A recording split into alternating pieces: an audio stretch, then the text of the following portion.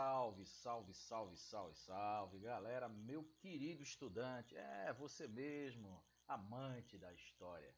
Eu sou o professor Natanael, como você bem sabe, porque acompanha as nossas aulas, nós vamos trabalhar mais um conteúdo de grande relevância sobre a nossa valiosa história. História do Brasil, inclusive, Segundo Império. Vamos ver a parte final do Segundo Reinado, Segundo Império, governo Dom Pedro, como é que isso terminou, a crise do Império, que vai também resultar aí na proclamação da República, ou no golpe de Estado que veio a ocasionar a proclamação da República. Então vamos dar uma olhadinha aqui em alguns slides que eu trouxe para vocês, para que a gente possa ir refletindo sobre esse tema, discorrendo sobre esse assunto e também nos apropriando do conhecimento, tá legal? Olha só, a questão do fim do Império passa basicamente e passa impreterivelmente pela questão abolicionista, tá? Teve a questão militar, a gente vai daqui a pouco falar um pouquinho sobre isso. Teve também a questão religiosa, tivemos também a questão republicana.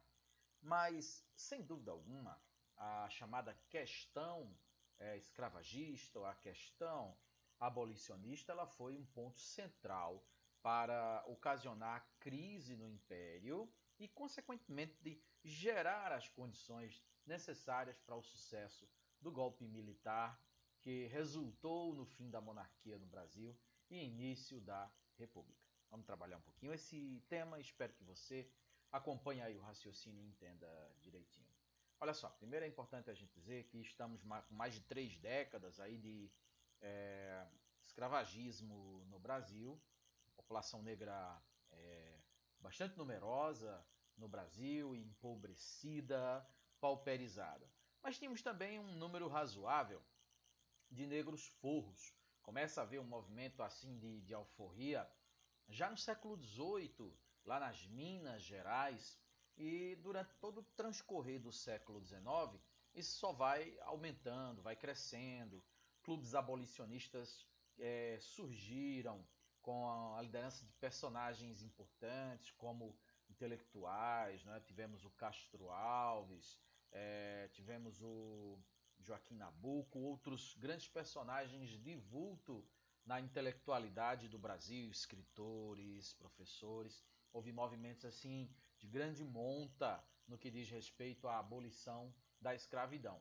Não foi só meramente, apenas fruto de uma canetada ali, de uma pincelada, de uma escrita, de uma assinatura em 13 de maio de 1888 da chamada Lei Áurea pela princesa Isabel, que resultou no fim da escravidão. Teve todo um processo. Se você recuar ali para o começo do século XIX, ainda para a era joanina, ou seja, o período em que a família real portuguesa esteve no Brasil, você já vai encontrar acordos feitos ali entre Portugal e a Inglaterra, grande interessada em acabar com a escravidão no Brasil e construir um trabalho assalariado que pudesse gerar no Brasil também um mercado consumidor, capaz inclusive de absorver, né, as mercadorias inglesas que inundavam aqui o nosso território. Mas o fato é que ali já se começa a se desenhar uma intenção do Brasil, mas assim a chamada lei para inglês ver, né, como ficou conhecido. Portugal então se comprometia junto aos ingleses de pouco a pouco e tomando medidas rumo ao fim do tráfico negreiro, rumo ao fim da escravidão. Aí na prática Portugal não se mexia nesse sentido, não era interessante para as autoridades portuguesas de se indispor contra os homens mais poderosos do Brasil, que eram exatamente os senhores de escravos, senhores de engenho no Nordeste, senhores de Minas nas Minas Gerais, os barões do café no Sudeste, São Paulo principalmente, eram homens de grande poder, grande influência. Comprar briga com essa gente, se indispor contra essa gente não era um bom negócio para ninguém, o governo entendia isso e só sinalizava aí para os ingleses como uma forma de conseguir algum tipo de vantagem junto aos ingleses, mas na prática não fazia absolutamente nada. Bom, senhores, então chegamos ao Primeiro Império, e no Primeiro Império também vai acontecer essas enrolações aí, já a partir ali de 1830, né, finzinho do Primeiro Império, passando para o ano de 1831, quando Dom Pedro, inclusive, abdica, são firmadas leis onde o Brasil se compromete, aí acabando, aquela velha história, né, acabando com o tráfico negreiro, diminuindo, etc., com vistas à obtenção de um trabalho assalariado mais adiante, mas isso acaba ficando realmente em segundo plano. O fato é, como você vê aí nessa lâmina, a sociedade ela se transmutava. Vamos ter um surto industrial no Brasil. Não sei bem se a palavra surto industrial é adequada, mas vamos ter um início aí, um proto-industrialismo no Brasil a partir da assinatura da Tarifa Alves Branco. Aí vem os grandes empreendimentos do Mauá, né, do Visconde de Mauá, o Barão de Mauá, enfim. E a existência no Brasil dos chamados escravos de ganho, que eram escravizados que tinham uma determinada profissão, um determinado ofício, e os donos exploravam essa atividade financeira, colocando exatamente o escravizado para trabalhar nisso que ele entendia. Veja que é uma modalidade de escravidão que nem é o escravo do campo, o escravo da lida, o escravo da roça, do canavial, das minas ou do cafezal, ou muito menos o escravo ou escravizado doméstico, e sim o escravizado chamado de o escravo de ganho, como já citei. Você pode ver aí nessa imagem um exemplo disso. Bom, a sociedade, os centros urbanos crescendo, principalmente no que diz respeito ao eixo lá do Sudeste, né? Mas mesmo as grandes capitais do Nordeste também com um processo de transformação urbana bastante acelerado.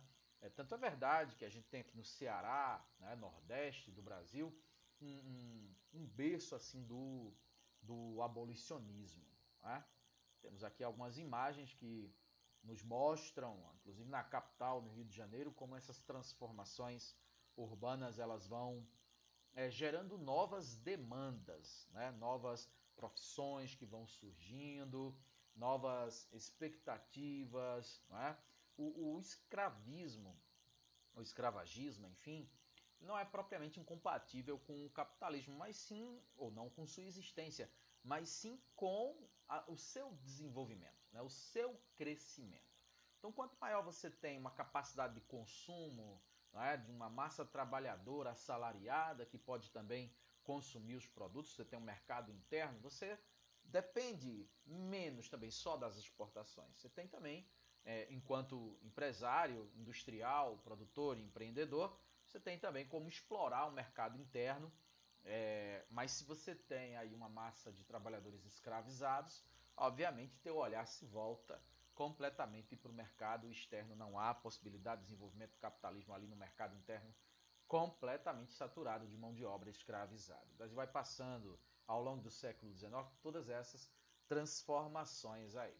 O ano de 1845 ele é importante porque você tem a assinatura da Lei Bill Aberdeen, que dava essa liberdade aos ingleses. Eles se autoproclamaram aí guardiões do Atlântico, então vão se proclamar no direito de aprisionar todos os navios que estivessem navegando com carga ilegal, que seria exatamente escravizados vindos da África. Isso gerou uma polêmica danada, porque até que ponto um país ele estaria aí justificado, né, ou amparado perante as leis para interferir nos negócios, nas questões políticas, sociais de outras nações. A Inglaterra se arvorava nesse sentido de ter essa liberdade. Isso acabou forçando também o governo brasileiro a adotar a Lei Eusébio de Queiroz, como uma forma também de aplacar aí a fúria dos ingleses, né? O Brasil vinha de um descontentamento com os ingleses a partir de 1844, repito, com a assinatura da lei ou da tarifa Alves Branco. Essa lei Eusébio de Queiroz, ela dá um passo importante, ela vai proibir o comércio de escravizados vindos da África. Então, quem já era escravo aqui, o comércio interno continua, mas trazer da África a partir de 1850 era legalmente proibido. Isso continua de forma clandestina, por debaixo dos panos, mas pouco a pouco sendo diminuído até o patamar que realmente se acaba graças à fiscalização mais efetiva dessa lei, com forte pressão dos ingleses. Aí começa também uma necessidade de mão de obra cada vez maior pelas crescentes lavouras, né, sobretudo no oeste do estado de São Paulo, dos cafezais. Então você tinha, de um lado, a necessidade cada vez maior de se ter uma mão de obra abundante para o trabalho nos cafezais, e de um outro lado você tem a proibição de se trazer escravizados da África, o que força, de certa forma, o governo, em parceria aí com os grandes fazendeiros, a ideia de se trazer imigrantes, principalmente da Europa, países como Itália, por exemplo, imigrantes empobrecidos, obviamente, que viriam para cá com essa ideia de trabalhar nas lavouras. Eles vão vir com suas concepções ideológicas, né? Incluindo aí o anarquismo, incluindo aí o comunismo, e vão vir com experiência alguns em fábricas, não é? Também para participar desse processo aí de proto-industrialização que começava a surgir no Brasil. Então, tem toda essa vinda. Isso era complicado, porque era uma mão de obra que poderia ser exercida ali por negros forros. Se tivesse um processo de abolição realmente firme, essa mão de obra não ia faltar. Mas como também uma política preconceituosa e racista, dava-se mais ênfase ou mais importância a uma mão de obra branca, né, que se trazia lá da Europa, para também não dar a chance do negro se inserir na sociedade, se inserir dignamente, né, com trabalho assalariado e assim por diante. Bom, que fala que a partir de 1870 os investimentos na propaganda na Europa para atrair imigrantes foi intensificado, que embora essa questão do branqueamento não fosse uma ideia exposta, assim, ostensiva, uma coisa assim planejada, mas obviamente seria bem-vindo, né? Visto a carga, ou haja vistas a carga de preconceito e de discriminação e de racismo que ainda hoje nós percebemos na sociedade brasileira, infelizmente, o que se dirá então no século XIX. Bom, final do Império, havia mais de 350 mil imigrantes no Brasil, sobretudo em estados como São Paulo e também alguns da região sul, como Paraná, Santa Catarina e também o Rio Grande do Sul. Vamos ver como é que foi essa crise aí do Império, sobretudo no que diz respeito à questão abolicionista. Vamos nessa, que a nossa aula, inclusive, já se encaminha aí para o final. Um vídeo curto que eu preparei para vocês. Bom, então, passo a passo, a partir de 1850, as leis abolicionistas elas começam a ser editadas de forma mais séria, começa a haver uma fiscalização e um interesse maior, mas o governo também vai, Dom Pedro II também vai empurrando com a barriga mais para diante o tanto que ele pode empurrar. Chega os anos 60, chega os anos 70, isso obviamente do século XIX, e a gente tem aqui uma espécie de uma linha do tempo, né, da edição dessas leis abolicionistas. 1871 é o ano da assinatura da Lei do Ventre Livre, uma lei quase que inócua, né, porque ela libertaria os escravos nascidos a partir dali, mas ela daria a prerrogativa do dono de ficar com esse escravizado até ali os 18, 21 anos, até esse jovem atingir a maioridade. Então, sabe, poucos foram beneficiados com essa lei. Era mais, como eu disse, para ao mesmo tempo mostrar para os ingleses que estava fazendo alguma coisa, né, sem resolver absolutamente nada, e também do outro lado não desagradar, não comprar briga e não peitar de frente com os homens mais poderosos do país naquele momento, sobretudo os barões do café, como eu disse, né? A lei de 1885, a lei chamada, apelidada de lei de sexagenário, também uma lei absolutamente assim infértil, improdutiva, não é? Inválida, porque pouquíssimos escravizados conseguiam atingir essa idade de 60 anos para poder serem libertos. E, geralmente o escravizado morria bem antes, né? Vítima também de anos e anos de maus tratos, alimentação ruim, trabalho perigoso, insalubre, precarizado e assim por diante. O que ocorre? Olha só, a partir de 1887, 1888, tem uma pressão muito grande, inclusive de setores assim intelectuais da sociedade, né? E enquanto Dom Pedro viajava, salvo engano, para os Estados Unidos, fazendo tratamento de saúde, a sua filha mais velha, a princesa Isabel, reinava interinamente aqui em seu lugar, no Brasil, e foi dela a canetada, né, para assinar a chamada Lei Áurea, que tem toda uma pressão da sociedade de um lado, ou de setores da sociedade, incluindo aí elites, como, por exemplo, os militares, e também, como já ressaltei aqui em diversos momentos da aula de hoje, a pressão da Inglaterra. Some-se a isso a chamada questão religiosa, quando Dom Pedro compra briga com a Igreja Católica, ao proibir uma lei papal de ser aplicada no Brasil, que mandava os sacerdotes maçons optarem ou pela igreja ou pela maçonaria. Dom Pedro disse que isso não valia aqui. Era Dom Pedro II um simpatizante da maçonaria, embora não fosse maçom propriamente dito.